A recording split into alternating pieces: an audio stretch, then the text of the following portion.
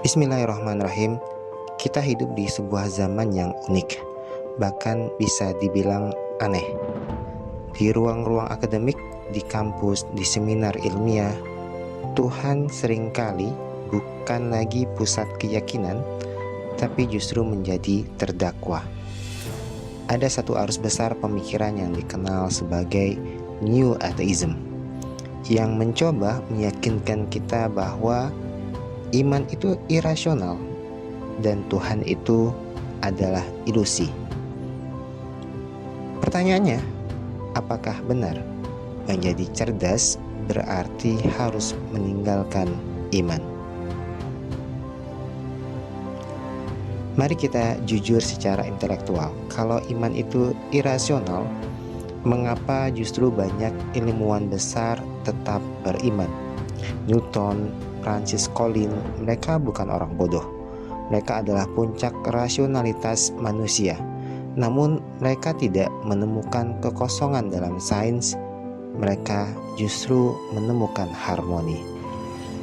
Maka bagi kita, sains bukanlah kuburan Tuhan, tapi justru cara kita membaca jejaknya di alam semesta. Sekarang kita gunakan logika paling sederhana. Semua yang ada, yang memiliki awal, pasti punya sebab. Contoh sederhana, jika kita melihat jejak kaki di pantai, kita tidak akan berkata, "Oh, ini pasti kebetulan dari ombak." Tidak masuk akal. Sekarang kita naik level.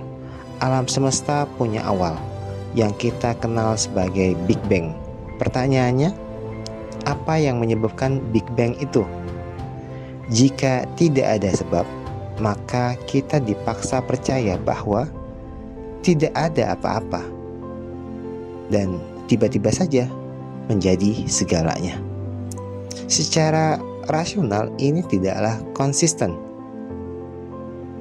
Di sini muncullah konsep causa prima, sebab pertama yang tidak disebabkan. Dan itu adalah konsep Tuhan. Sering ada pertanyaan, kalau Tuhan ada, mana buktinya? Tunjukkan. Ini terdengar ilmiah, tapi sebenarnya secara logika keliru. Bayangkan Anda melihat lukisan Mona Lisa. Apakah Anda mencari Leonardo da Vinci di balik catnya, di dalam kanvasnya? Tentu saja tidak. Karena penulis menciptakan lukisan, tapi pelukis bukan bagian dari lukisan. Maka Tuhan menciptakan alam semesta, tapi tidak terikat oleh hukum alam semesta. Pertanyaannya, siapa yang menciptakan Tuhan? Itu seperti bertanya, di mana posisi pelukis di dalam lukisannya? Tidak relevan secara kategori. Fisika modern menemukan sesuatu yang luar biasa. Alam semesta ini terlalu presisi. Sebutlah gravitasi, kecepatan cahaya, konstanta fisika, yang jika sedikit saja berubah, maka kehidupan ini tidak akan pernah ada. Apakah ini kebetulan? Probabilitasnya jika disebut kebetulan hampir nol. Ini seperti ledakan di pabrik percetakan yang tiba-tiba menghasilkan kamus lengkap.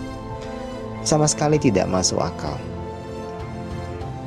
Maka lebih rasional untuk mengatakan ada desain, ada pengatur, ada konduktor dalam simfoni semesta ini. Menariknya, penolakan terhadap Tuhan seringkali bukan masalah logika, tapi masalah batin.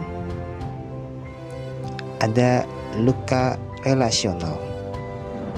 Beberapa penelitian menunjukkan adanya hubungan yang buruk dengan ayah bisa mempengaruhi penolakan terhadap konsep Tuhan.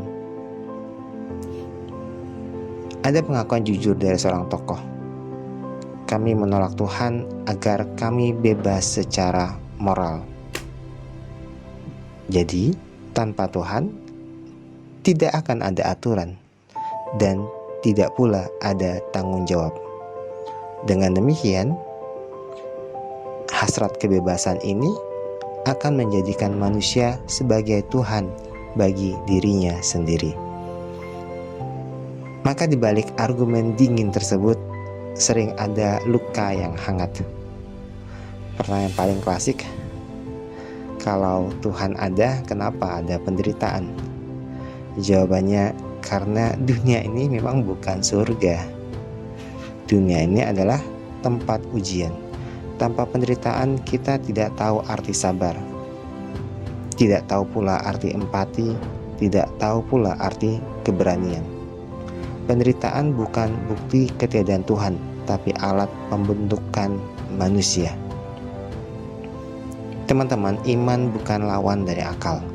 Justru iman adalah titik tertinggi dari perjalanan akal. Kita tidak berhenti berpikir saat beriman. Kita justru sampai pada batas berpikir. Dan di sana kita menemukan sesuatu yang lebih besar. Maka, menjadi beriman bukanlah tindakan lemah, tapi tindakan paling jujur secara intelektual.